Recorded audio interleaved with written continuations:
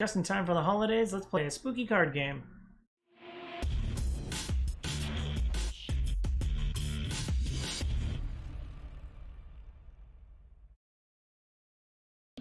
What up, viewers? What up, what up? Calc Soups here, and welcome to The Friend Zone, a monthly video game show where I play the latest games with my friends.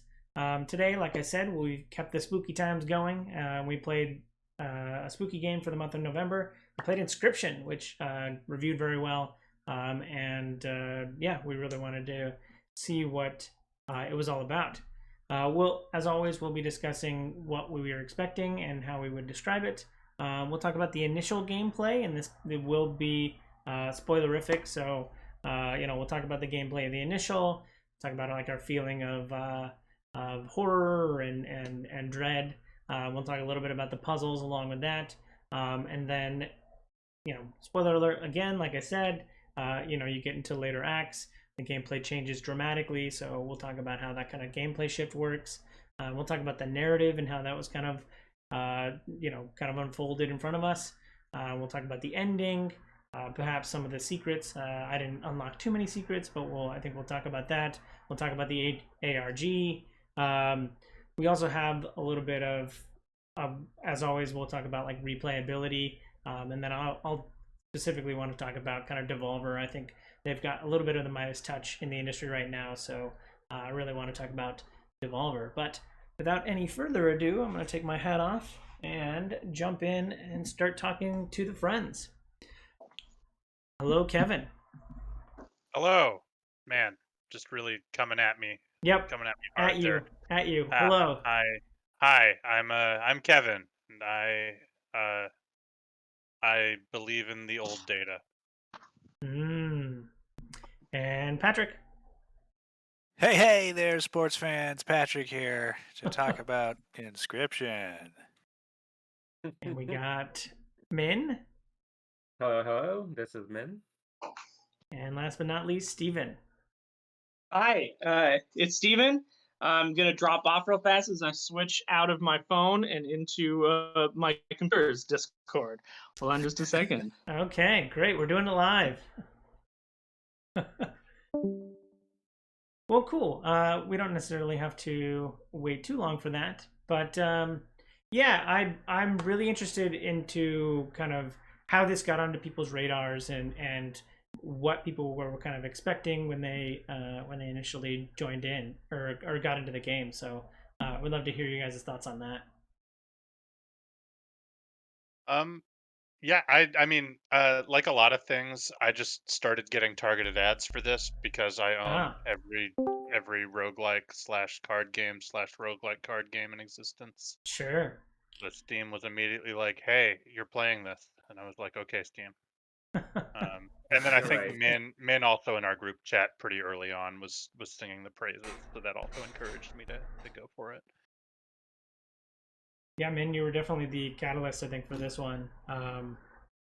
Yeah, something I probably wouldn't even have heard of unless it was kind of brought up word of mouth, which apparently did well for the game. So Yeah.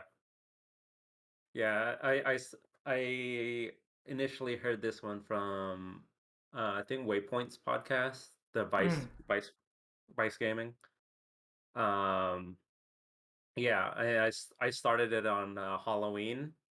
Ooh, Yeah, that's what I spent my Halloween doing. I was just like immediately the vibes were just immaculate, and I was like, yeah, you know who would love this? Basically everybody in this group. sure.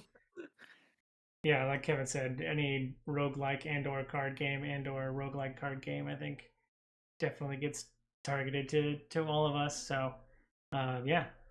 And then I guess what were people expecting kind of going in? Like, you get an ad that just says like roguelike card game. Was there something more to it?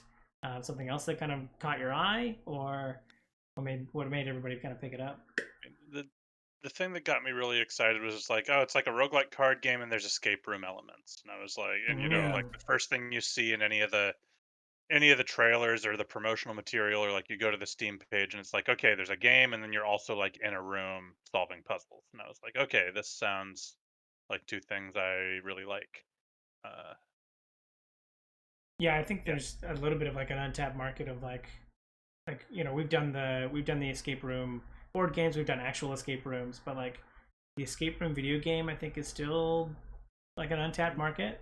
You know, there's actually a lot of them. Oh, okay. Yeah, I was gonna say Pamela's Yeah. played through like 10 million of them. Okay. Yeah, there's so many Yeah, of they're not. the room y- games. Yeah, they don't really Oh, exist in right, like the yeah. AAA or large publisher space in a big Okay. way. But like, if you just go on Steam and search escape room, you'll get like just 50 pretty solid Okay. suggestions. I know Like, Escape Okay. Room Simulator is one that's kind of blowing up recently. Ooh. yeah, I've seen a lot of people playing that.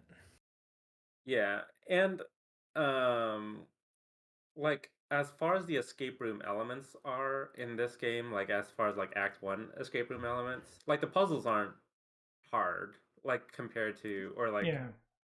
the puzzles weren't great. no, we might get into that a little later, but like Yeah. the escape room elements were actually much lighter than I expected them to be Mm. Yeah. throughout the Yeah. game.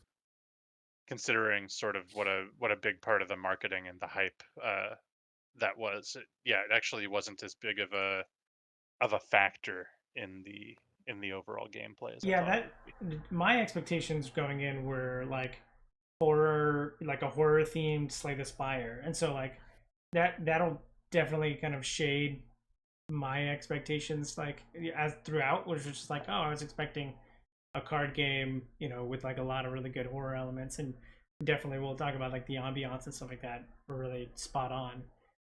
Yeah, But that that's all I was expecting, and then it starts to unfold. Um, yeah.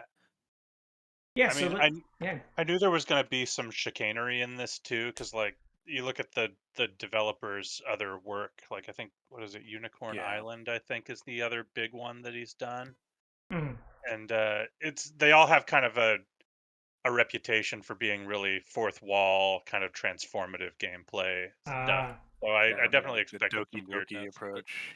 Yeah, oh, that's okay, right, the Daniel Doki Mullins. Doki thing. Daniel Yeah, Mullins is his name. yeah, Daniel Mullins. Thank you, man.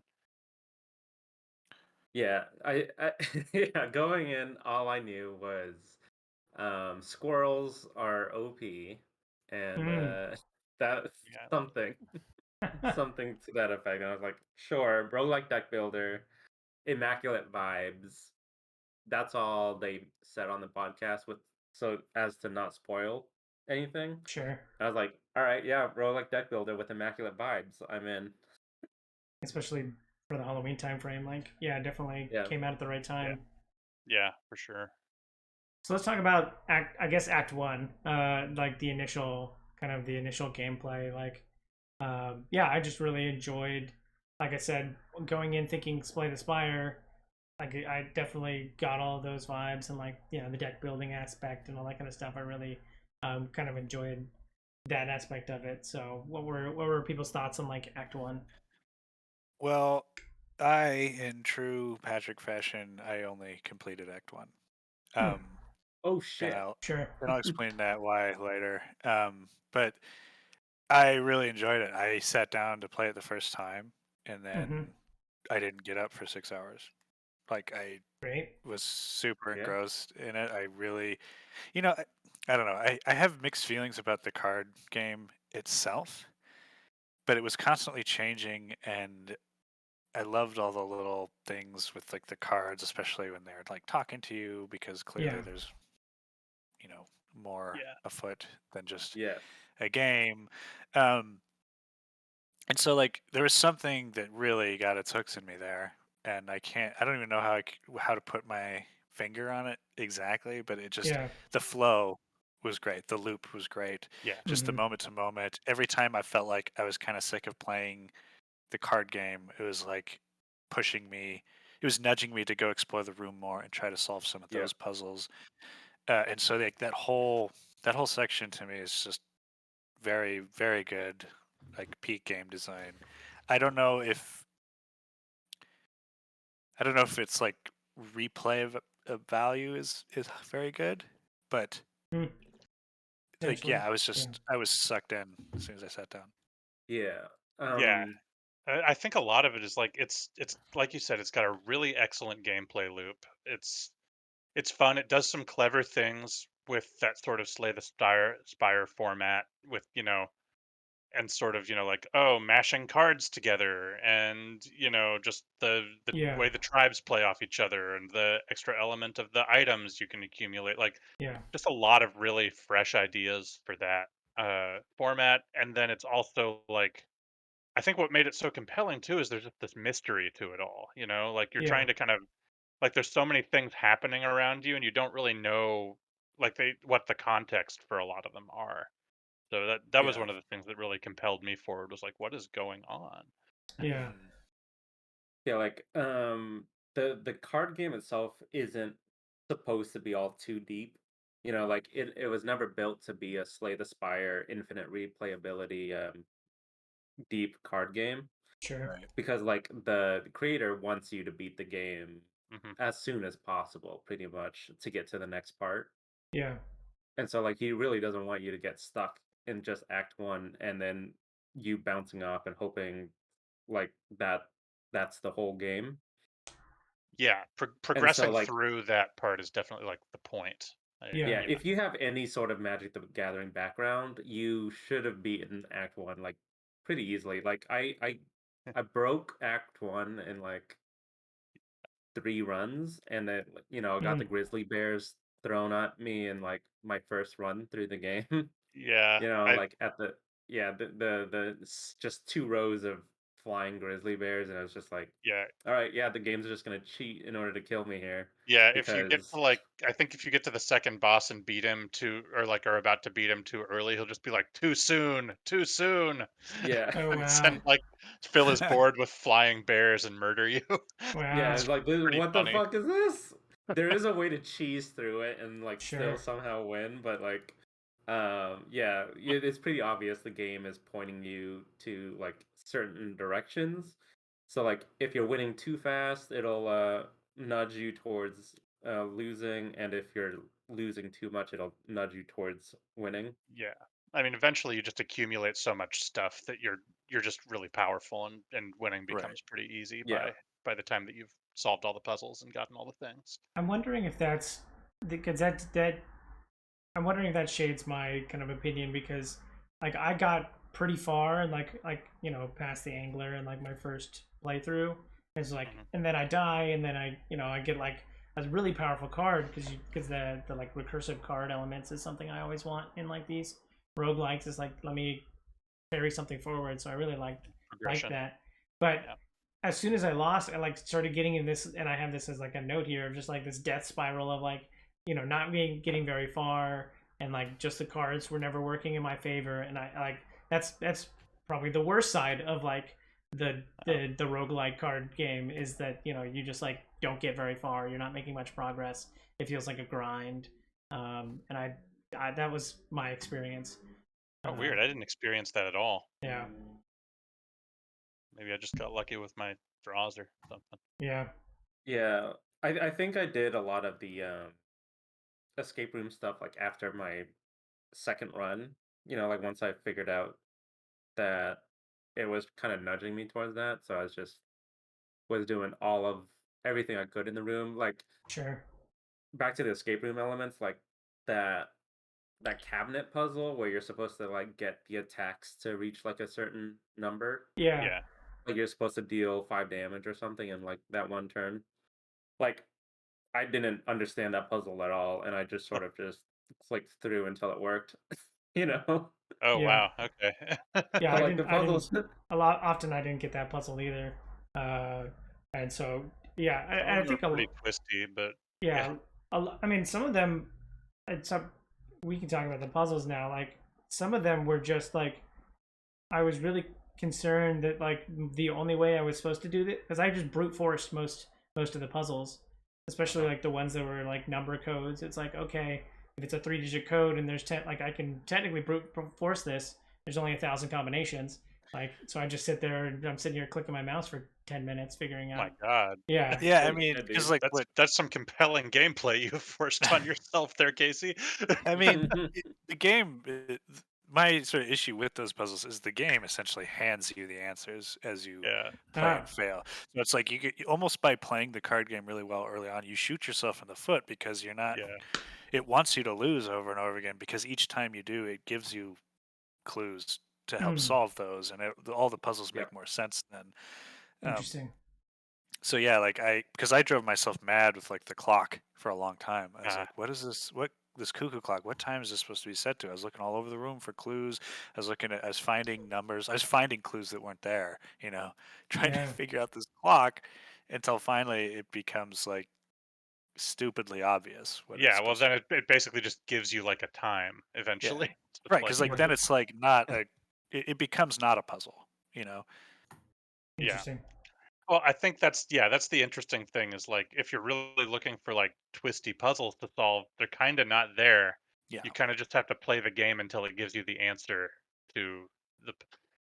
It's not even really a puzzle at that point. The actual 11 o'clock clock one was pretty obscure. I feel like that one was pretty um intangible. Like Yeah. it's carved into the table when you visit like one of the like I think Oh yeah.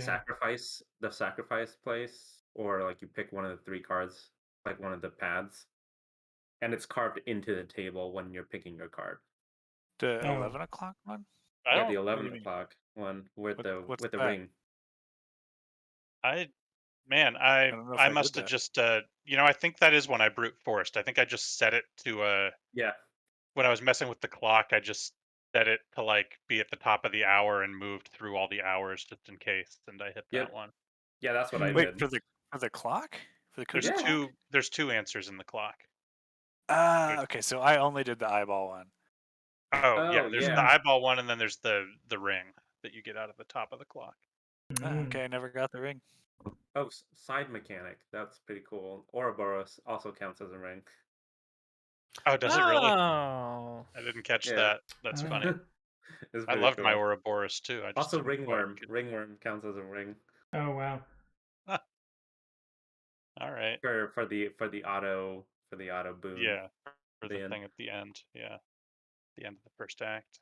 Yeah, like that kind of depth is what I love about the game, because like the actual gameplay is like the card game is super easy, but it's like very fun to just break the game and then like create really powerful combos. But Yeah. it's not too deep, and then the escape room part isn't too deep. But then the thing that gets me coming back is like those kinds of really weird interactions where, yeah, this weird mysterious ringworm card that seems useless, it counts as a ring and also 0 cost, you know? Pretty funny. Yeah, I mean, I Um, guess I find it either. I found all that kind of stuff. It was either like painfully obtuse or stupidly easy. Like I didn't feel like there was never a moment where I felt like particularly clever, Mm. and Yes, that's kind of a bummer for me. this was not a game that really made me feel clever. It was more for me. For me, it was more about figuring out what was going on. The yeah. mystery was the compelling part, not really the clever puzzles or the ability to like express myself through gameplay mechanics or Right. anything. And like I think and like that's fine. That's what the game is supposed to Yeah, be. But I think there is like an element of the way these type of games that kind of pull the rug out from under you to do like some subversive like change it up and do this thing you weren't expecting. There's a certain point where it's just like I feel like I was being sold something else. And the nature of like the sort of they don't want to expose any of the twists in the marketing Yeah. does make it does make the marketing feel almost kind of deceptive. right, Um, and I'm aware of the developer now, but I yeah, wasn't at the time. I hadn't played any of these other games, and I picked the game up for the game club essentially, mhm. and I don't know if I would have otherwise, but if I had and I just didn't know what I was getting into, I don't know how I'd feel. I just wonder how some people come in. I think for the most part, people are pleasantly surprised, but Yeah. Yeah, I don't know. you There know, is like an element to me where it's like I kind of want it to just be this card game with the spooky elements and the escape room thing. I don't know. Yeah, and I'll preface this. I think I'll get to this as we talk more, but I think my appreciation for this game, I had fun playing it, but I don't think that most of my appreciation for this game is really rooted in the enjoyment I found in the gameplay. My appreciation for this game is almost more of it as like a piece of art expressed through a gameplay medium, Sure. Sure. if that makes Yeah. sense. Yeah. Yeah. Yeah. Yeah, it's like a subversion of like the roguelike deck building genre. Yeah, Like the conversation that this game has with its genre is really interesting. Hmm. yeah, I feel like being marketed as a roguelike deck builder, it actually does it a disservice. Agreed. Sure. But In the also, you same kind of have way, to market it that way, right? To Yeah, I sell was gonna say, the out of deck. curiosity, what else would you market it as? But that's the right? thing, you kind of have to. Otherwise, you have to like market it as an immersive sim or something, and it's Right. like Yeah. that's With not Visual genre, really. novel. Mindfuck. Like, Yeah. See, like I feel like the immersive sim would have been fine because if you go into it as like an immersive escape room sim, the card game is kind of a delightful experience in that case because like the design of the card game experience is really cool where you have to hit your WASD to like turn right to look at your deck and then turn left to look at the bell and then like S to back away from the table and then like sit back down and like it makes you feel like you're in the space compared to every other deck building game totally. I Sure. did like because that. like you're Also, not I like the looking. control scheme because you could just use the mouse too, which was Yeah. Yeah, yeah, like all of that, those little touches where when you're almost dying, the cards get closer to your face because you're nervous. Hmm. Yeah. Oh, Like, I Oh, didn't I notice didn't that. notice that. yeah. That's a cool So touch, like, though. yeah, I was like, oh, it's harder to look at your deck, to like look away from your hand because you want to keep your cards close to your face so that he's not peeking at your hand and stuff. And Mhm. like these little touches adds to the immersiveness of it, but Yeah, I mean, more so than mechanics of card game. This game is a masterclass in ambiance and immersiveness. Man. yeah. Yeah. Oh man, yeah. The first time you use the knife, Yes. Fuck. Yeah, oh Yeah. yeah, Dear God. so that brutal. was oh yeah, that was or the freaky. pliers Also, even. The yeah, the pliers, pliers. dude. The pliers got me like, ugh. Yeah, Yeah, that made me both of those squirm. kind of made me whinge quite a bit. Yeah. So Was there a different other than the glowy eye? Was there another like superpower you could get with the eye or anything like that? no, There's a couple Easter eggs, but Okay. the glowy eye is the only one that's like the key to a A puzzle. narrative. Like, Yeah. yeah, like if you take the goat eye, then all the goat cards like look different. Oh, interesting. They have like hearts in their eyes. Oh, nice. It's That's weird. funny. Yeah, but as far as I one. could tell, that was the only one that did anything else. There might be more. I don't. This game has like a bunch of tiny things hidden in it that I Sure. have not unearthed. I'm sure, but Yeah, bunch. Um, So, I yeah, I mean, don't. yeah, so we've talked through Yeah, go Act ahead. 1.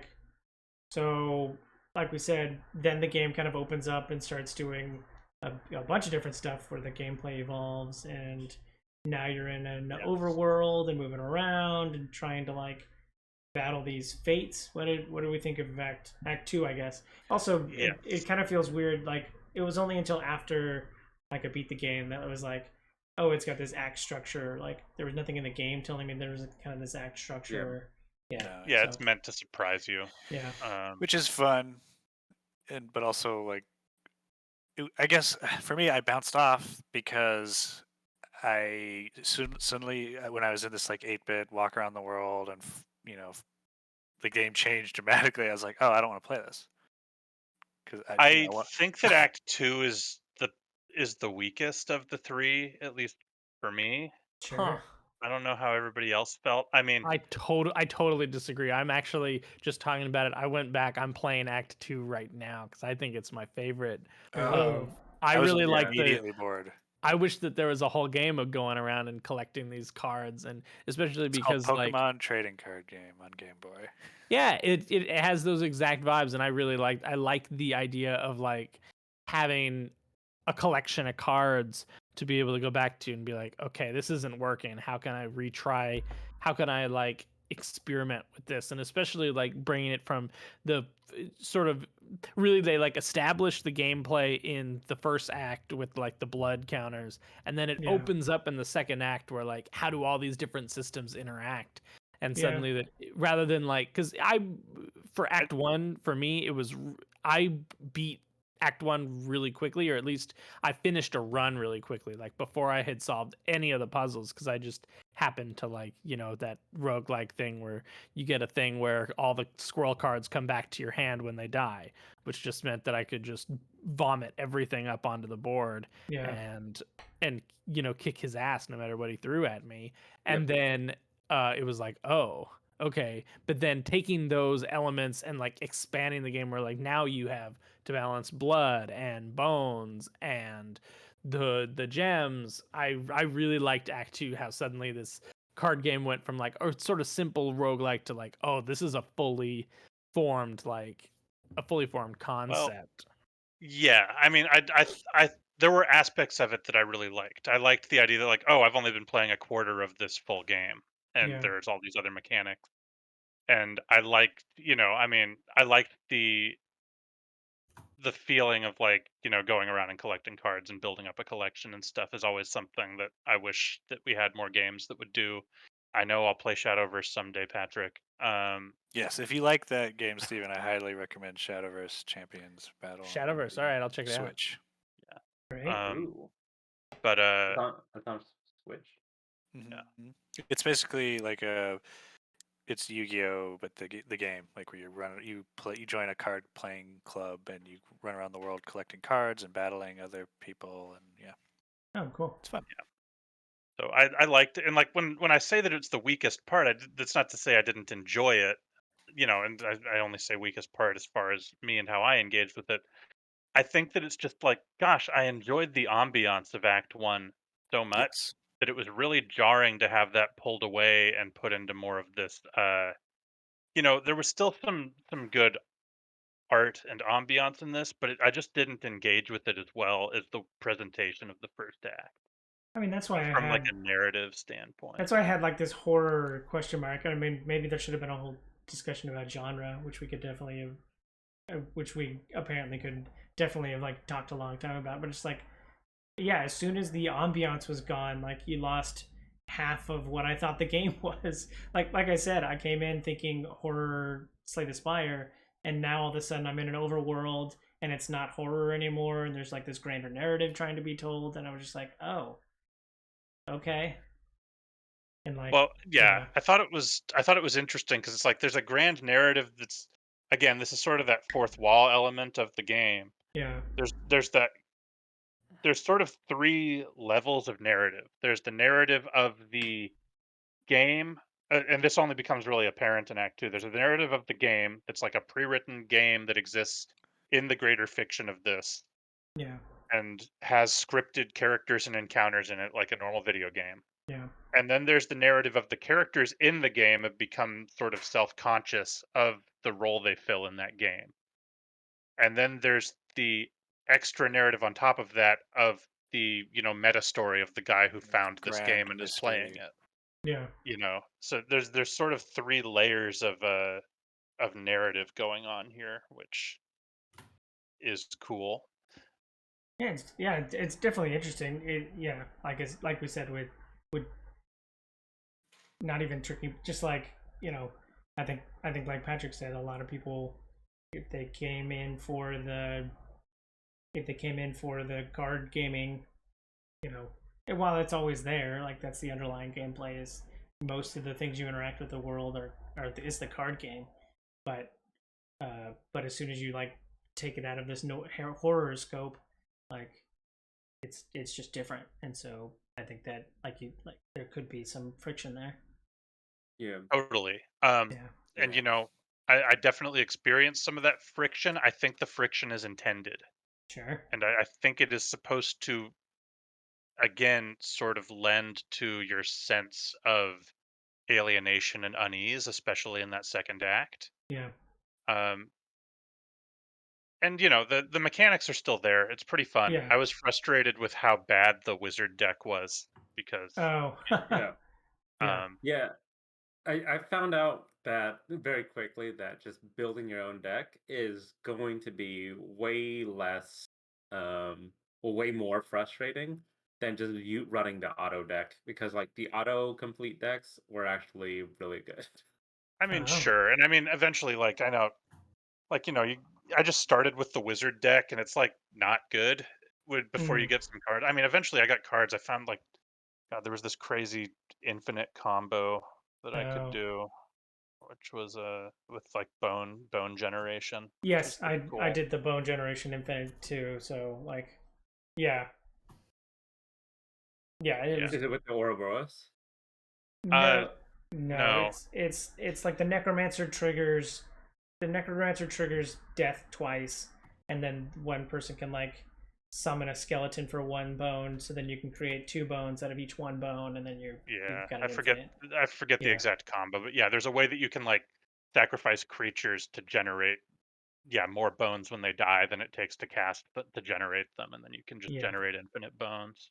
yeah, And then you have the monster that can increase its power by feeding bones to it, and you have an yeah. Oh infinite yeah, yeah, I powerful remember that one. monster. And yeah, Yeah, there was a way to you sacrifice like an Ouroboros and like um undying cat or something, Uh, and you get like it's like a bone blood loop, and you get okay. 2 blood out of it, and then you can just infinitely sacrifice Ouroboros until it's like 200 power, and then just oh, one shot.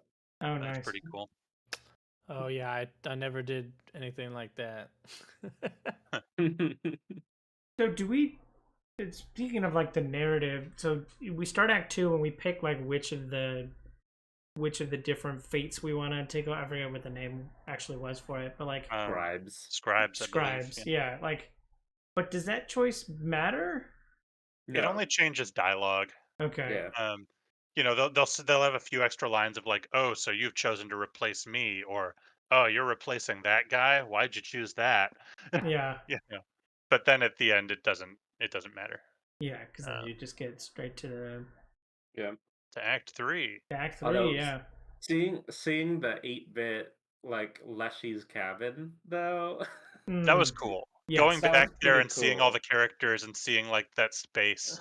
I think that's what I really like about Act 2 because it really like gets your imagination in the one way that I would argue that like there's some that Act 2 really does retain some of the horror elements in that it really gets your mind running for like, okay, what's going on here? Obviously there's like, when you see this cabin that you've been in 3D, you've been introduced to it in 3D, then to suddenly see it in 2D, it's like, okay, so this is like an evolution of this space. I think it's really sort of it really gets your sort of brain going in terms of like wanting to imagine like what would these other spaces look like if they were to be Oh yeah.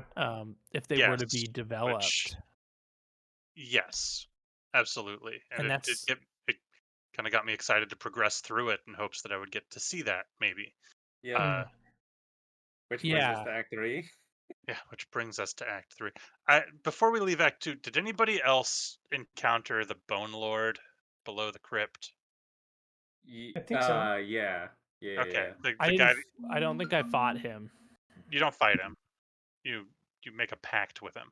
Mm. Um, Oh but no, like I the didn't. guy, there's a He guy wants like an you go. offering. Yeah, so you can put the two pieces. If you play the two pieces of the obol cards next to each other, they form into the obol, and you Ah.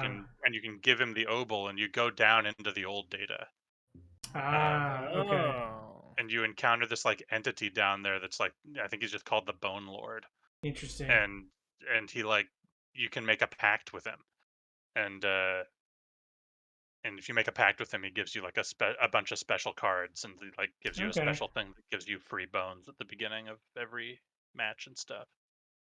And then I only found him on my second playthrough, and I haven't Mm. finished my second playthrough, so I don't know all the Okay. full implications of that. But Okay. Yeah, I think is below the crypt. Is that also where the mirror was, where like you're just changing out your? No, Oh, no, the mirror is sort of in the back of the crypt. okay, There's stairs sort of in the first room of the crypt that you okay, can go down that have like a guy in a sarcophagus okay. asking for an offering. Interesting. Yeah, but there's a few things like that that I still don't have the full implications of, so can't speak to those as much. But I like the presence of things like that. Yeah, so like we But said, yeah, now we get to. So yeah, we get into Act Two, and the weasel who was supposed to be our friend and helping us the whole time, yeah, like turns on us, and now we're like trying to figure our way out with him again. We man, go back to you thought I that dude was always your friend the whole time? Yeah, He I was was just gonna a say I dick? always Not only hated that. that dude. That's He's right. always like wrong move, like bad play. Oh Yeah, yeah. he was like the other two Yeah, were pretty nice. jerk. He was always like a big prick to you. Okay.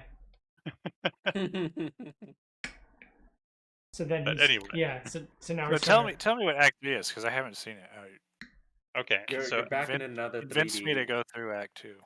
so you finish Act 2, you get to the end, and you're like, okay, I'm gonna now I have to duel the person I chose to replace one last time. Yeah.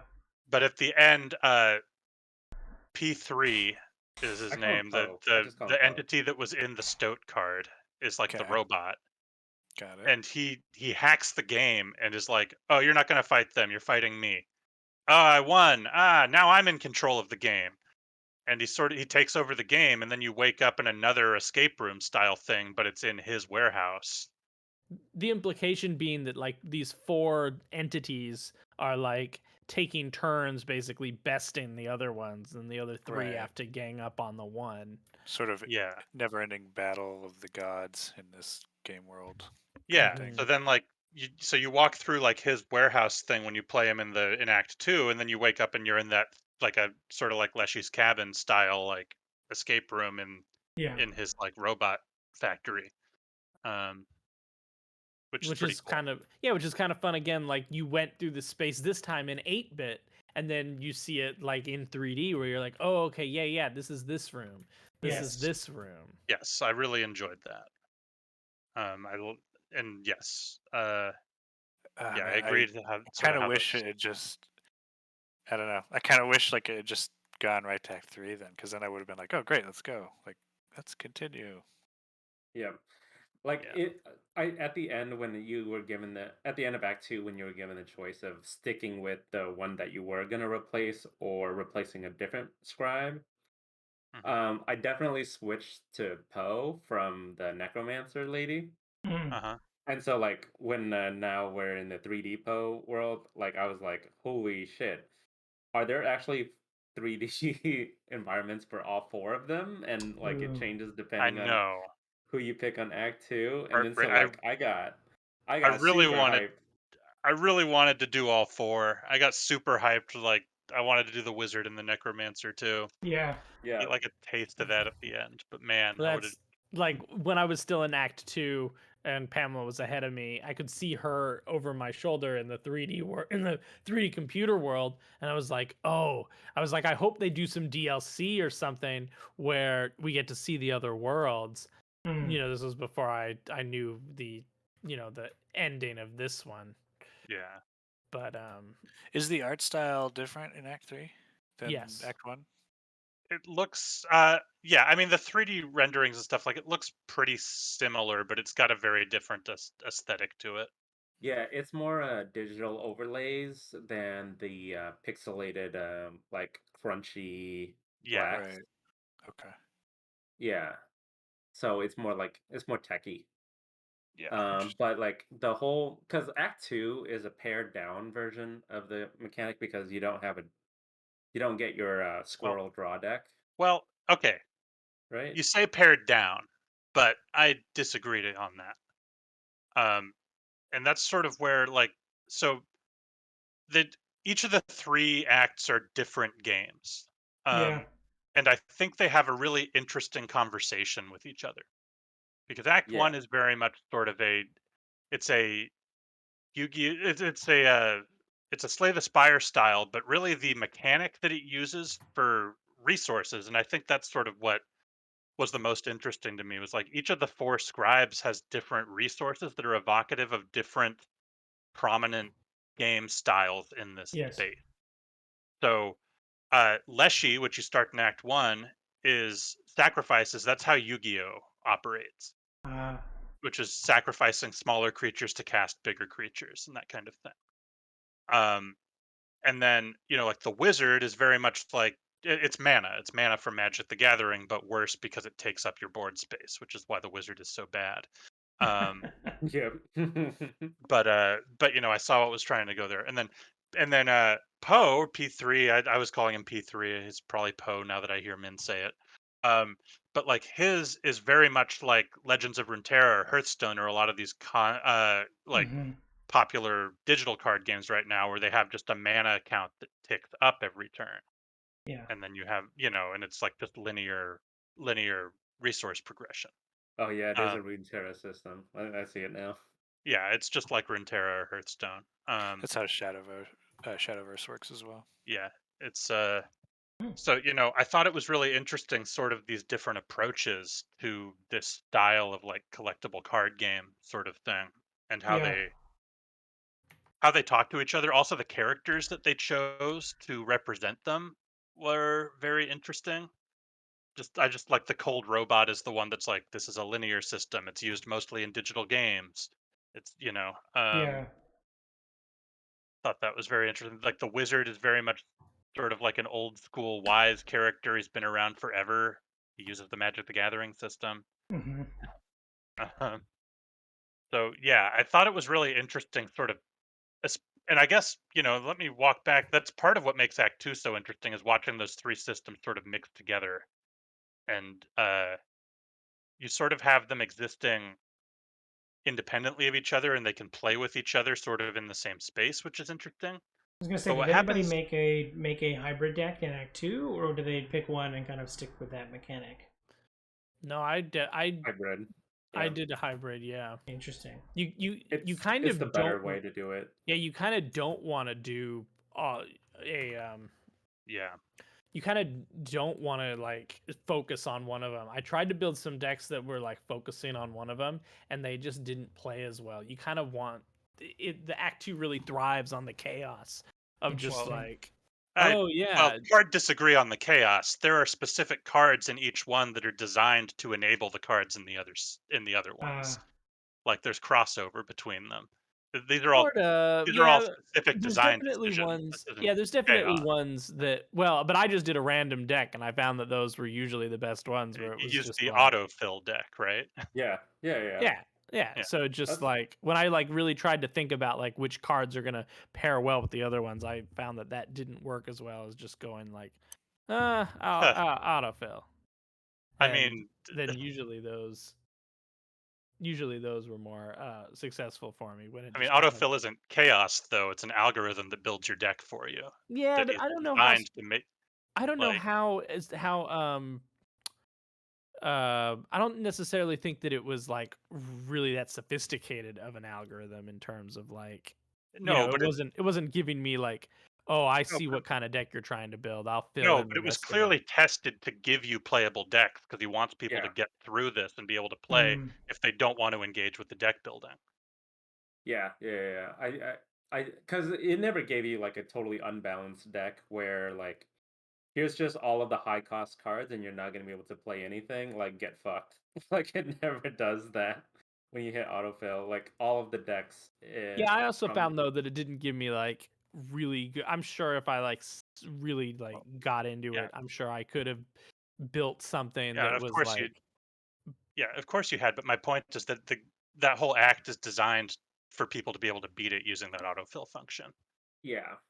which is interesting Like because I didn't engage with that at all. yeah, because like is like for example, right? The energy cost cards, like if you get a low one energy card, you can put it out turn one, and it's a sacrificable card for the blood sacrifice Mm, Yeah, yeah. cards. And so like you don't want to build a mono deck because you can only do a one blood. Like there's only one squirrel that you can buy. So yeah. where are you gonna get your other sacrifices from? And that's gonna be like the robot cards that only cost energy, you know? Yeah, Interesting. definitely. Yeah. So what I thought was kind of interesting too is you get into Act 3, and so you have these sort of things playing in this space, and you can sort of mash them up, but they're kind of still like they're a little oil and watery as far as just they don't feel like they totally mesh together. And then Act 3 does something different. You totally abandon the roguelike elements. You get linear progression, Yeah. where your deck just gets and cards just get progressively stronger as you add stuff to them. And you kind of get a synthesis of a lot of the other mechanics too. Yeah. Yeah, like Act As 2 is a tutorial for all of this mechanics. basically, yeah. Yeah. I think that's honestly one of the reasons like I bounced off Act 2 so hard, as I felt like the game was constantly I don't know, it was like, everything you just learned and figured out? Well, It's now different it's now. different. Yeah, Yeah. and it was like, and I appreciate that in terms of like what it's trying to do. But for me as a player, I was just like, but I finally had it figured out. Like I don't want to Yeah. learn another game. You know what I mean? Like because like for me as a person, I don't like learning games. It takes too long and Uh, it's just right. frustrating for me. And so I was just like, I don't want to learn another game. I just want to like perfect the game I was playing. Yeah, and I guess it's always something we'll differ on, Patrick, because you know me. I get a new game and I'm like, ooh, what does this button do? I Yeah. mean, my hell is like sitting around a table at like 10 p.m. and we're all playing a board game for the first time, and we're just trying to figure out the rules. So With different starting it at options. 10 p.m. That's pretty rough. Yeah. Like But Jesus Christ. Yeah, that Okay, sounds like a nightmare. Sure. that's how I exaggerate it, but Yeah. yeah, yeah, there's just like but there's I something hear you. about those like initial like I love sitting down to play a game that somebody else like knows front and back and can just teach you as everyone's learning, like just like that because they know it so well. But when we're all just like sitting there trying to figure out a game, I'm like, oh my god, I Yeah. can't. Yeah. I mean, I Fair. didn't use. Yeah. So in Act 2, I didn't use the autofill function. I didn't make a hybrid deck, and like so, I again hit this grind point where I was like, okay, I just have to find the best cards that synthesize with my deck. And so and it was just until I got like the perfect draw, like my deck just I guess blew. So again, yeah, I just Well, somehow I found this way to Oh grind, man. which was just bad. That was a but yeah, struggle for you then. I mean, and I will say, like, I had to engage with the deck building a couple of times in Act 2, just because, like, I don't know about you guys, but you get to the wizard fight and it just like turns off a lot of the mechanics if you built your deck around certain mechanics. Yeah, So you really have to. That was the only one where I had to be like really like I tried a couple of times and was like, this isn't working. I need yeah. It to almost put things that that work was for the this one where encounter in there. that was the one where I was like, do I have to make a different deck for each one of these encounters? And whether or not you find that compelling, that's kind of like what I felt was like, oh, okay, I guess maybe I should be changing my deck up in between each fight, and maybe that's why I've been struggling in like the crypt fights. Like I'm There's supposed to change definitely a up. there's definitely a bit of a like I don't know if it's harsh enough on you to like force you to do that, except for like in one or two occasions. But Yeah, there's definitely like some implication that you can tailor your deck to be better at specific encounters. yeah. The Poe fight I thought was really cool with the little treadmills where it changes Yeah. Oh, yes, that was fun. Yeah, each of your them had like some kind of clever mechanics. I loved yeah. all the boss fights that I encountered anyway. I Yeah. love that it changed the game so much. Yeah, Man, definitely. You really got to play through the third act then Act because the Act 3 boss you fights. you got to just power through Act 2 because the Act 3 boss fights are like I mean I'm gonna spoil some mechanics here, Yeah. but things like there's one which is like I'm gonna make a card for you. Pick a file on your computer, and then it opens up your literal hard drive, and it's like select a file, like make it a really old one. So or a really big one. So I'm like, great, I got some video file. I got some 4 gig video files here. Like, and then it's like, okay, here we go. If this card dies, I delete your file. It's like, oh fuck. Yeah. I was telling Looking Min at your computer file. there was a moment where it's like pick an old file. So I was like, great, I'm gonna go to the oldest possible file on this computer. And I went into like some of the system files and I was like, here we go, here's a system file. And it's like, okay, now if this one dies, then I delete it. And I'm like, oh fuck. I mean, he Great. couldn't Now it's like possibly I gotta actually do protect that, this. right? Yeah. What? He couldn't possibly actually do that, right? I don't know, but I wasn't Yeah. about to find out if it bricked my computer or not. Yeah. I don't think it's allowed to. Yeah, Yeah. The stakes I were hope high. not. But I also did not find out. I mean, that's fun. Although- It's very like Psycho Mantis and Metal Yeah, Gear Solid kind I of. mean, There's a 'cause lot of that kind of stuff going on in Act 3. when you beat Doki, it does delete itself off of your computer. Yeah, that's why I wasn't about to test it because I'm like, I know that there are games that have done this in the past. So Yeah, I mean, Nier Automata does it too. Oh yeah, Oh yeah. Nier does a lot of Your stuff save like file. that.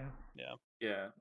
So like, yeah, I was so I'm pretty sure it probably could. You also I mean, gave there it are- permission. You gave it there- permission to do it in Well, the middle okay, of the fight. you clicked a thing that it forces you to agree to, but like Yeah. you Yeah, have to do without that to telling you have that to- beforehand. Yeah, you have to do that to progress the game. Like, Yeah. um, And then there's also like that one where it makes custom rules for every round.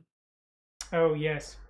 yeah, the custom rules one was cool. I thought the one where it starts grabbing people from your friends list and using their user icons on its cards was pretty Yes, funny. that was pretty funny because I'm just like, wait, who's this? And I was like, oh, this is my Steam friend or whatever. So yeah. See, Yeah. that stuff is really interesting to me, and to me, like that's all like subversive and new enough. I just wish it was like Yeah. several different rooms that you're progressing through without this like break in the middle. Yeah. Yeah, yeah, I mean you call it a break, but I do feel like it is because there's a lot of stuff in the third act that is built on by the second act Yeah, where like The second act is important to the narrative for sure. Yeah. And I do wonder if it's because of budget constraints, because they are in like it's well one guy, right? I Doing know them it all kind of in- Yeah, felt which like is maybe he impressive. wanted to do all four, and he just Yeah.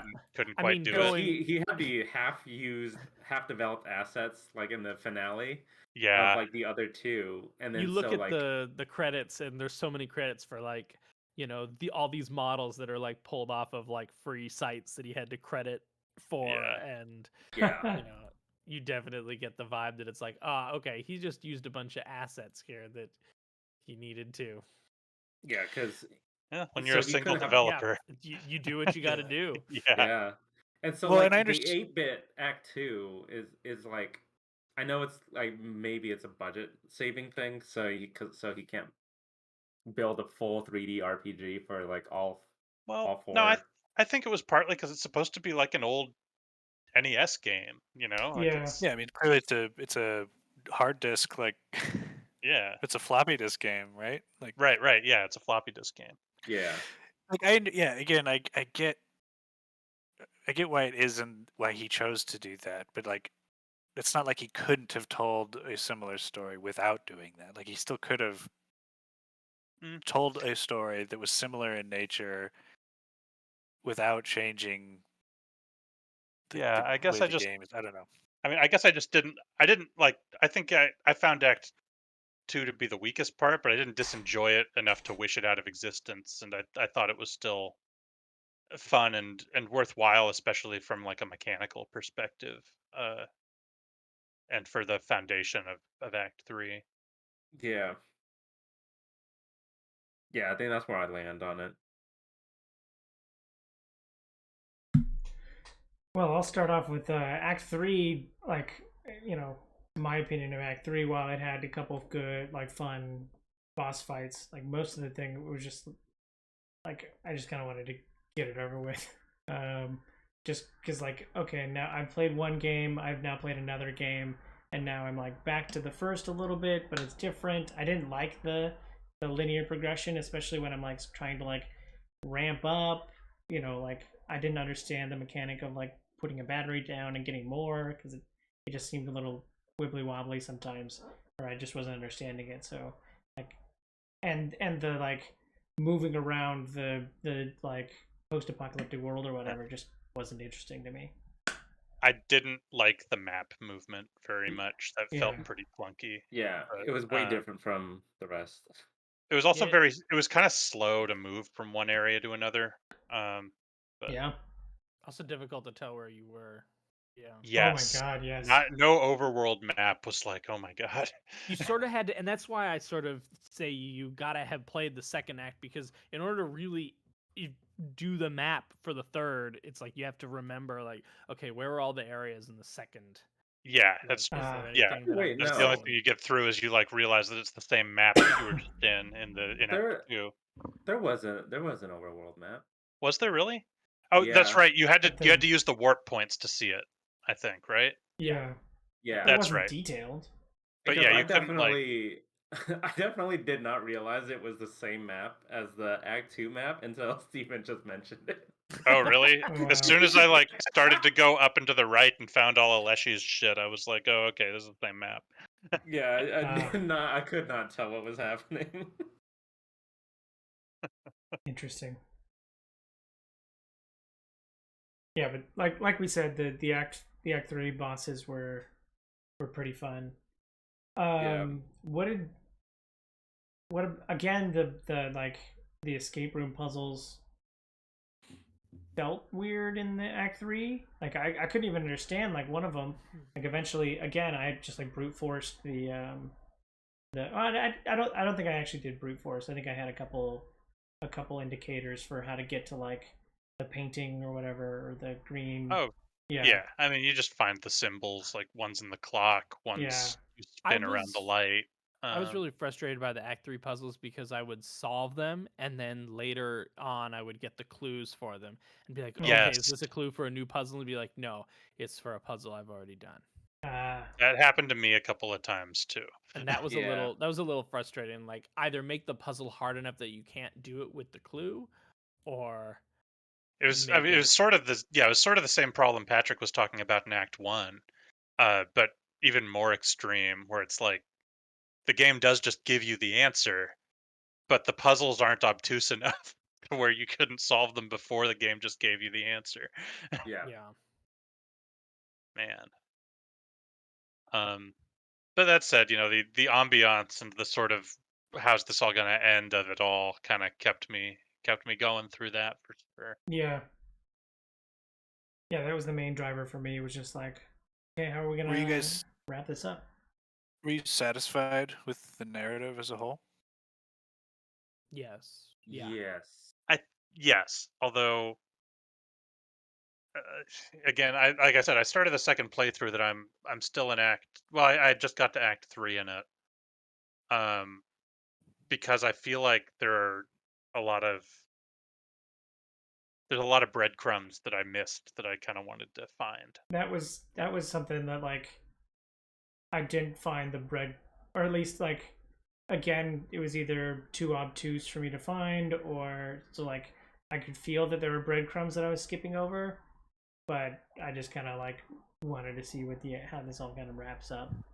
Yeah. Yeah. Towards the end. And I feel like the really obtuse stuff, it's almost like what I think of as like YouTube fodder, where Yeah. they're there for the people who are really dedicated, and it's like their job to pick these apart and talk about them on media sites. And I feel like that's how like most average players will engage with some of these deeper like secrets in the game. Yeah, Although Some the of we, them are ARG just like stuff. so Yeah. I went through that ARG document, and holy shit. yeah. That I- is some shit in there. I'm surprised like they were able to figure out some of those things because it took so many steps to like get to like one clue. That was crazy. Yes. Um, I think the story was worth it just for that one moment you have with Leshy at the end. It's like a really sincere moment that Oh that yeah. Yeah, I liked the Which conversation with all three of the surviving scribes at the end. I liked all of yeah. those. yeah, but the one where you're just playing with Leshy and then like he just stops keeping score because he just wants to keep playing for like his last moments. Yeah, that was cool. He's just like, we won't keep Yeah. score. We'll just keep playing and enjoy the game. Yeah, because I like one shot him and like turned one, and then he was like, "Oh, yeah, I remember scoring that card. brawler, That was yeah. a really strong card when he beat me there." And I was like, "Oh man, this kind of Yeah, sucks that he's about to get deleted." there almost Also, is something about like again sort of the meta narrative of card game of like collectible card games and deck building games in general is this idea that like where the bad computer wants to play optimally and to win, and then it's like, well, we can just play, like We just it can have be fun. fun. Yeah. Yeah. Yeah, this we is can a play it to game. enjoy the act of playing it. Yeah. Which that was kind of a powerful message at the end there with Yeah. Leshy. Also, man, I when you Which go is through kind it, of huh, which feels sort of antithetical to what the game is. What do you mean? Because like the game wants you to complete it. It doesn't want you to just play for Well, fun. it wants you I to play. I I think don't that's know kind that of it. part of the point is that at the end it's like, okay, you've reached the end. Why don't we just sit back and we can just Now you can just enjoy enjoy it. playing now? Why don't in these last moments, why don't we just enjoy the act of playing the game? All right. I thought it worked pretty well, and without the full framing, maybe it doesn't sound quite as appealing as I found it. Yeah. Also, dude, like, although, man, the when you play against the wizard, it made me really wish we got a Yep. full wizard level. He gives I you like a know. Yu-Gi-Oh dual Yu-Gi-Oh! Dual disc. disc. Yes. You get Yeah. a Yes. full-ass dual Gives you disc. like the game is like almost entirely deleted, and you like are playing against the wizard, and he gives you a dual disc, and you're playing cards on it, and they're summoning holograms of the cards you're playing, and they're like fighting each other. Yeah. Yeah, I would I love But to love be meanwhile, able the to world is like being Fuck. deleted around you, and it's like summon fuck. the Ouroboros and I want this game. I want this one. Yeah. Yeah. And I know that's kind of probably the idea is, it's like, oh, what it's sort of being like a what could have been Sure. Yeah. thing there. But it's still like, yeah, man, I I think wanted to that's hang out in Wizard's Tower and play this game.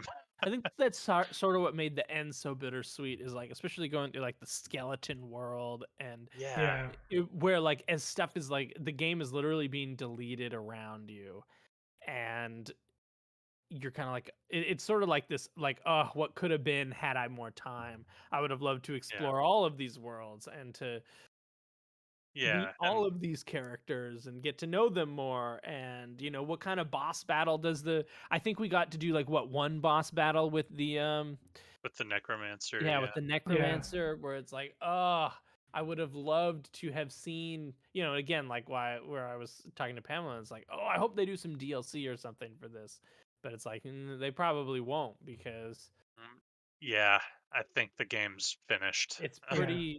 it's pretty complete. Yeah. Yeah. Um, Be The like Yeah. a lost disc or something. yeah, they Yeah. could do like I could see maybe even another standalone game that Yeah. picks up and Something that has a still similar. fits within the fiction that could, I don't know. Yeah. There I could be do. something there. There's definitely some open-ended stuff with especially what's going on in the quote unquote real world around the game being played. Yeah. Um, Speaking of that, we've not really talked about that highest level of fiction in this game. A lucky Uh, Carter. Yeah. yeah, what did you guys think of the Lucky Carter? I think that he was interesting. Um, I sort of feel like it's definitely the weakest part of the whole package. Although the whole idea that you are watching like his YouTube film of the not YouTube but like like like he's gonna post this on like the watching the data off of his Yeah. camera, I think is really interesting. But like in terms of like the woman that comes to his door, like they're secret agents or something that are after this game and stuff, I thought was definitely the weakest part.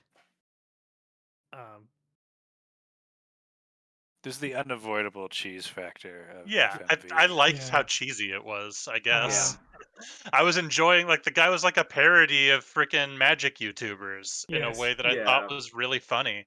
Yeah. yeah, it pretty much was, and And he was just such kind of a shitty, like a shitter a lot of the time, and just like, but at the like, same, I don't know, I thought it was fun.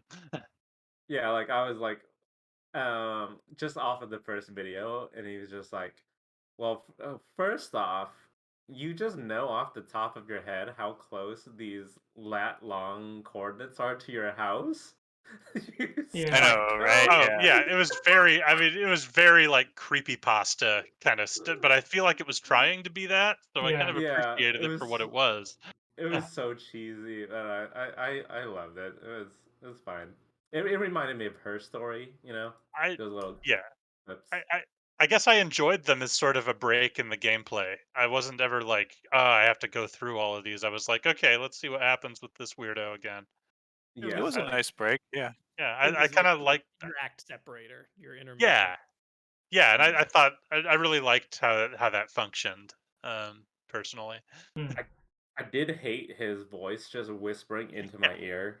Yeah, he was Oh, awful. like in the middle of play, and he'd be like, Yeah, "What?" he's like, "Oh, this boss again." Yeah. Oh, Yeah, that's so this cheap, guy. or whatever. Yeah, Oh, like Yeah. that would like scare me I every time. I was like, "Oh fuck, dude!" what the Like, fuck? Yeah. Yeah, it's like headphones on. You're Yeah. whispering that directly And into my he's like, "Fuck." ears, and I yeah. hated it. Are you kidding me? Yeah. Which Wait, brings yeah. us. So I was sort of. I don't know if this gets more clear later on, but who are we? Are we him? Yes. We are Yes. we are yeah, well, sort of. We are someone we are both him and someone watching him. Okay. Interesting. So we're We him when we're playing the game, and then we're watching his YouTube recordings, yeah. No, I think we're right? just him reviewing his footage on on his hard drive, uh, in the ones where No, we're because watching his one of those videos. footages is him Yeah, getting shot. dying. Yeah, Yeah, because so he's. we're I guess yeah. I guess at the end that would be. I guess yeah, that's sort we're of where the meta narrative kind of breaks down a little bit. But yeah, no, we're Right. So somebody are we else watching reviewing his his footage. recording? Yeah. Yeah. well, except that Okay. we're like, but maybe only in that last time, right? Because No, like no. the other So times, like his card fills up and he has to like look at like you're in the moment, like he inserted a new card and you're just looking at his desktop with the stuff on it. Sure. My point is that that wasn't very clear to me, and so I felt Clearly, weird about clearly it that. wasn't because we can't even agree on it. Yeah. Yeah. So the whole time I was like, I mean, from the get go, I was like, who? Especially once the sort of greater mystery starts to reveal itself, I was just like, wait, so am I him, or is he? Am I watching him do, make the actions that I'm actually making right now, or am I one of these characters within the game that like I'm gonna have to. actually knows Leshy? And I don't know. I was Uh, just like, who am I all right. Well, this as a has made me player? want to finish my second playthrough because Yeah. I now have a weird theory about who we might be. Interesting. Ooh. You get into the old data. Some of the Yes. stuff in the old date. Did you guys trade with the trader in Yes, I the didn't the find all last the part? I didn't find all the skins, so Yes. I yeah. didn't trade all of them. But See, Unfortunately. I wish there were random encounters so that you could earn more cards in Act 2. That is the one thing, both in Act 2 and in Act 3, that I feel like was missing was the ability to, like, if I needed more cards or more rares to spend, because I didn't so like have enough to play with the shop very much. so remember how I said I found an infinite combo? At one Oh, and point, I then was you like, I buy want all the all of the cards, so I just boosters. went and fought the target dummy in the wizard's tower, and got Ah. myself up to like 500 strength Oh, creature, I and was. then smacked him and gained just like hundreds of currency and bought everything. That's yeah. That was like. I had that thought too of like. So should I just like be stalling until I can get my like super infinite combo? Because yeah, you're right. My currency is based on how much damage I do with that final swing. So like, should I just be making it as big as possible to get a ludicrous amount of money? Because even the whatever was between the thing between Leshy and the crypt, there was the like combining tower, and I was like, okay, I didn't random into the two things that I need to pair together. Like, am I just missing out on content because I rolled badly? Oh yeah, that's the other thing. Like, yeah, the So like, mycologists. yeah, so get like Steven's saying, like I really wished at some point there was like, if, for all the complaints I have about forcing a grind upon myself, it was like, but what about, if I wanted to get a little bit more currency, or I wanted to, or if I needed to get something else to get Yeah, random and packs. that's to me the solution to that was the target. The only thing you could fight over and over again was the training dummy in the wizard tower, and it wouldn't fight Yeah. back, so you could just hit whatever crazy combo you wanted to hit it as hard as possible and get a bunch of Interesting. payout from it. Okay. I see. So Okay. that's, but I ended up unlocking all the cards because Okay. of that.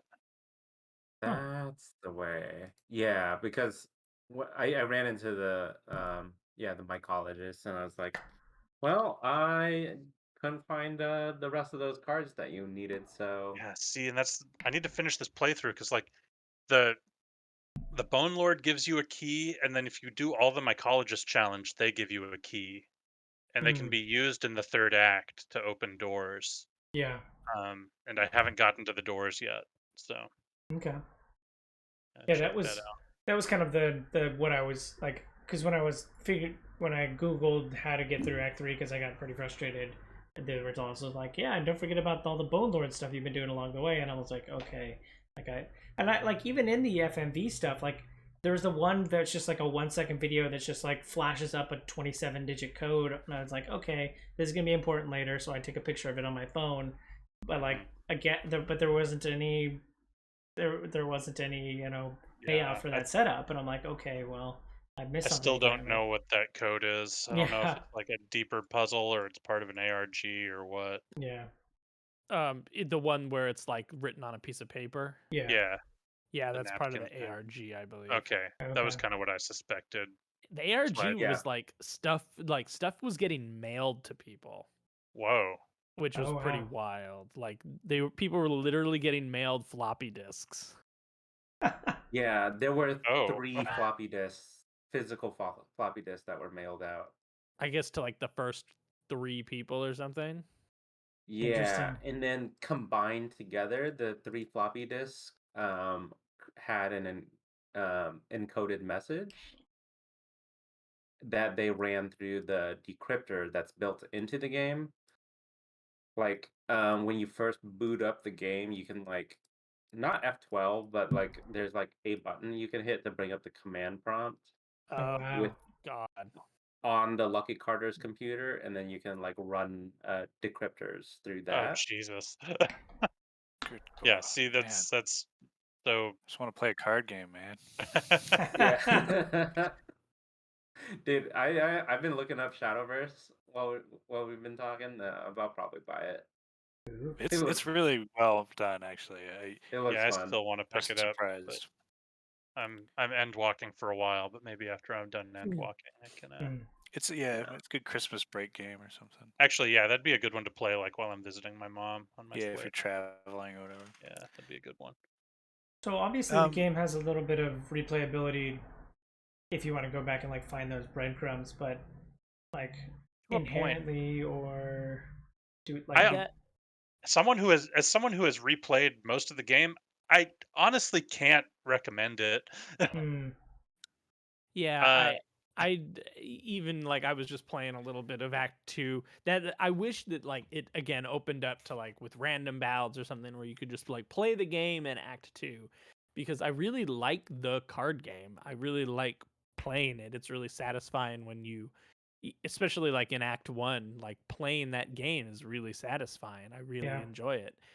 I just wish there was a way to like sort of like a post game or something, like for Yeah. some post game replayability. But Yeah. then again, it's just not.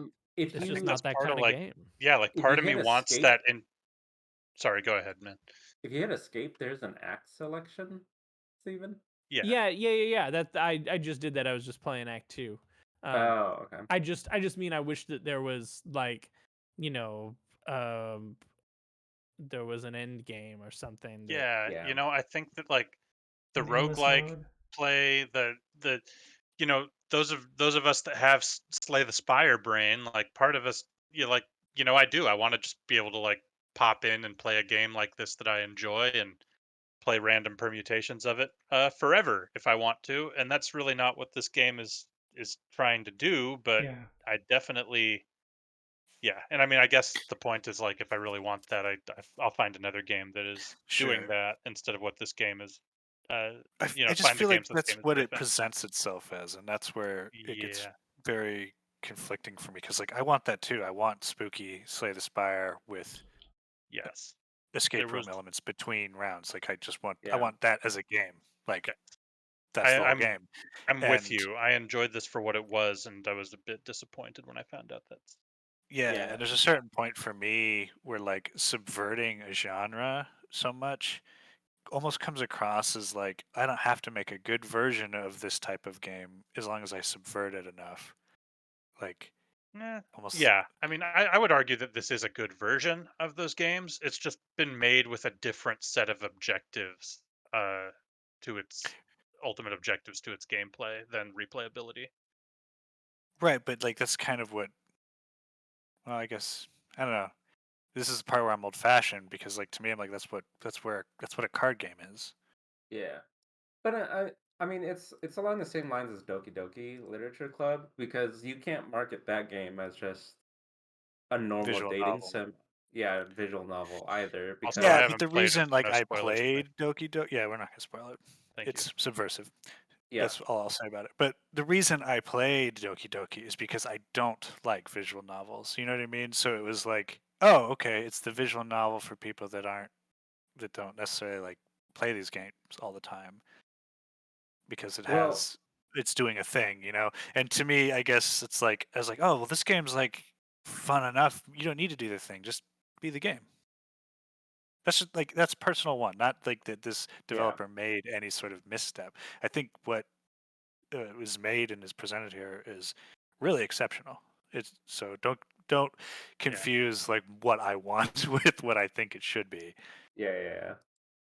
Yeah, no, I'm with you. There's a big part of me that just wants like a version of this game that's played straight almost. Yeah. Yeah. Like I wouldn't mind just hopping between the four different rooms maybe Mhm. and Yeah, having mechanics focused more on full replayability and variability and stuff like that. yeah. Take like the four rooms with the way this game plays, throw it on the Switch, and And that's s- a Yeah, I that's a think it's testament to how well he made this game as a framing mechanism for this Narrative. whole experiment that he Yeah, did. I yeah, think that's a really interest. I think it's really interesting, sort of that the conversation listening to it because it is Mhm. sort of like he accidentally made a better version of the games that he was sort of doing a parody of yeah, in a way. Yeah, Yeah. Like, I think so. like it because it could have been. You could have told the same story with a really shit version of the card game. It right. just happened that what he designed was so brilliant that you want to just play that game. Which, speaking of which, when we're not streaming, I have a concept to pitch y'all, Oh, sure. Oh, okay. kind of Okay. based on this. But I think that there's enough money in it that I don't want it to. I Sure. don't Huh. want it to. All right. I'm be also out there. curious. I'm also curious if like the theme or the subversion of the endless roguelike card builder is to make one that ends. Yeah, I think that's another way that this game sort of subverts its genre. Yeah. Oh yeah, there's no 'Cause doubt. It like you in know, so many ways, it's subverting it. Yeah. It's just yeah, like I guess for me personally as a player, like the subversion is to its detriment because I like didn't want that. that's I was like I like what you brought me. You don't need well. to like do another thing. When you like the genre, sometimes it's hard to engage with subversions of the genre. Yes. Yeah, You know? which is like the point I was making with Yeah. Doki Doki, where it's like it subverts the genre, so it's like interesting to people that don't like those type of games already. So Yeah. it's almost like I would recommend this game to someone that doesn't like roguelike deck builders. Yeah, Yeah. although man, I think that person would have a hard time with getting through Act 1 because it's such a I mean, maybe because it's also well, like maybe not. it's not Maybe that not. it's not that complicated in Act One. It's not that hard, right? I guess Like that's true. We did you talk. Yeah. We guys, spent a good amount of time talking about how easy we all found yeah, you Act 1. breezed through it, and so it's like maybe it would just be like an interesting challenge for someone who doesn't play these games. So yeah, Yeah. it's almost like Actually, I'd be maybe like, oh, so. you've I never wish. played a game like this? Where's Check this one out. Pamela? Where's Pamela? Hold, because she is. I don't think someone who's interested in roguelike deck builders, but Oh, probably not. she really loved Inscription. I know. I was kind Um, of sad she didn't join us for she the talk I today. know she thought her haircut was at 4, but it was Ah. at 1. Oh, So so that'll do it. Um, but you don't like roguelike deck builders, right? No. Yeah, so she doesn't like those, but she really got into Inscription, I think, because it was simple enough that you didn't have to like really get into it for that reason. So yeah. I think Patrick raises a good point where like because it's it's you can sort of engage with some of the tropes, but there's enough else going on that you don't Yeah, have to feel it's like almost Interesting, like, oh, you don't like this, try Inscription and try to focus more on like the mystery and getting to the end and don't think of it as like a roguelike deck builder in the way that you would. Yeah. yeah. That's probably a good way to approach the game. All said. Yeah, I almost want to just take a break from it for a little while, like let my mind reset, come back, and then approach it knowing what I know it is now. Like, Yeah. Yeah, and then I think reset I'll your have like a fresher, expectations. yeah, I'll have like a fresher take and be a little less like, oh, like I was enjoying that. I'll Oh, you took that know game that I more was what it enjoying is. away. Yeah, exactly. Give it back. Cool. Do we have any more kind of things we want to talk about before we jump into final thoughts? Oh, I have a couple things I wanted to bring up. Sure. First is when the skull hanging up in Leshy's room, Mhm. the like demon skull or the horned A skull. Bone Lord. The Yes. eyes that light up. Yeah, what is that? If you turn the lights on, it gives you free bones in your playthrough. Got it. Because I always turned it on, but I was never like I could never figure out what it was doing. I don't know why. I think it's also ARG related. It might be. I mean, it's the Bone Lord, so Bones for there the might Bone be Lord. implications for the Bone Lord stuff that you Okay. encounter later. Interesting. Gotcha. And then I'm curious if anybody else encountered this, but at the end of Act 1, when you like take the picture of Leshy Mhm. and like you've sort of beat that section or whatever, and then you grab the shiny card on the wall. Yeah, the new game icon. Yeah. Like I sat around in the dark forever trying to move around and figure out how to get out of Oh, yeah. there. Oh, Yeah, same. I Yeah, it's been like okay. I guess 20 like a- minutes. To like a wow. frustrating point where I finally went online to look it up because I was like, what the fuck am I supposed to do here? Wow, I immediately was like, "Oh, that's the missing new game icon. I'll exit out and start a new game now." See, so I didn't know what I was going into Yeah. with this game, and I didn't know it was gonna. I don't know. I was just like stuck, and it took me forever to figure it out. I finally had to look it up, and I was so annoyed. Yeah, like yeah, I also sat there for like 15 minutes, 15 Huh. 20 minutes just wandering Trying to around like in the dark. WASD your way through whatever room you're Yeah. in. Yeah. Yeah, and then I did eventually put 2 and 2 together because like when you first boot up the game for the first time, there isn't a new game. You just Yeah, hit continue. Yeah. it For does some click reason, eventually, but Yeah. that like really stood out to me when I was starting it. I'm like, "Oh, I have to continue. I'm already mid-game. I can't start a new game." So when I found that, I was like, "Ah, now I'm supposed to start a new game. I can see what the game was like at the beginning." Hmm. So, but see, like I was like Yeah. super concerned when I started the game, and I was like, why can't I start a new game? I don't want to start some other game. What the hell's going on? Like I wasn't ready for all the subversion. I just didn't know Yeah. about I guess his Yeah. tricks and what to Yeah, expect. and I guess that's part of like I didn't know a lot of what to expect from this game, but I knew who the developer was and the reputation of the developer. So maybe that colored my Yeah, interactions I as wish well. I had done my research, like my homework before I'd started the game, because I feel like would have been so many things I would have been like, "Ha, that's clever," as opposed to, "Wow, that's annoying." Like, Yeah, maybe that is really a big factor in why most of that stuff I found was just like, oh, what an interesting subversion. Oh, that's different. Oh, I wonder if that's part of the of whatever, weird subversion is going on. right. Well, cool. Do we want to do final thoughts? Anything else? Otherwise, yeah, Kevin, give us your final thoughts on Inscription. I think Inscription is a set of very complicated ideas, and in what's ultimately a fairly simple game to play. Um, I found it really intriguing. I think as long as you set your expectations correctly and know that you're sort of in for almost a subversive art piece as you Mhm. play this game, then there's a lot of enjoyment to be gleaned from it. Um, can't recommend it to everybody, but definitely if that sounds like it would, tickle your brain in the way it did mine, definitely not one to skip. Great. Patrick, final thoughts? I think this game is incredibly well crafted, considering I'm assuming it's actually just the one developer. Am I wrong about that? I'd need to confirm that. I'm But not 100%. probably a small team regardless. Yeah. So it's what it is very, very well made. I think the way it looks is really interesting and unique too. Um, yeah, like what Kevin said, go in expecting to be surprised and expecting things to change. And I mean, at this point, if you've listened to this, like, Yeah, that doesn't mean Spo- anything to you because we've I spoiled guess it all. so. Uh, Tough shit. but I would say if you were going to recommend it to somebody else, tell them, that it's like a deck building roguelike card game and more. Yeah.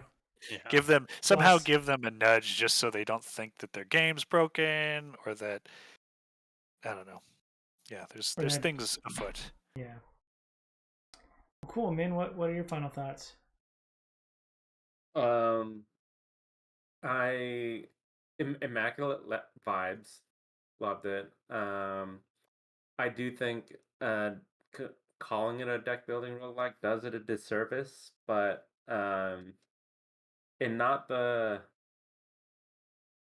ordinary ways. Like it's a weird game to categorize because of that, and um, it definitely impacted me for this year.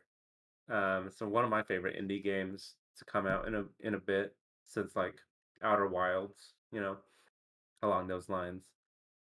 Same with like Before Your Eyes. Yeah. And I'm always keeping my eyes out for just weird indie games like that. Great. Steven, your final thoughts? I really liked it. I thought it again, like Min said, immaculate vibes. It's that first act really sucks you in, and then once you got to be ready for like some weirdness. But I think it has a lot to say about sort of mechanics in some of these roguelike games, especially the ability to like combine cards and create your own card. I Yeah. think is something that is really, really unique in the genre. Great. Yeah, I think I will echo a lot of what Patrick said where I think and like what Min said where it's not just a roguelike deck builder, and so like I kind of want that up front. So, if you are recommending this to someone, it's a card, it is that and more, or it's that plus, and like, and once advice to my past self would be like don't get too kind of wrapped with like what's going on now. Be a little bit more loose with with it, because it does tend to change, and be open to those kind of changes. But overall, yeah, I thought it had really good ambiance, and I do like playing. At the end of the day, sitting down to play the card game was fun. So, yeah, overall, I did enjoy it for that aspect. Well, cool. Thanks as always for everybody for playing our friend zone game for the month. Hopefully we'll have some more coming up soon. But yeah, I'd like to thank everybody for sitting down and talking about it with me. Yeah, thanks. You're This was a welcome. good talk. Thank Cool. you. Thank you all. Again, thanking everybody. I do want to thank Kevin, Min, Steven, and Patrick for playing through it. And as always, thank you for watching. If you enjoyed this, feel free to follow, like, and subscribe to me on YouTube and Twitch. You can see more great content like this. I'll have links down below in the description. Thanks again. I hope you have a super day. I hope you have a super month. And I hope you have a super day. Bye!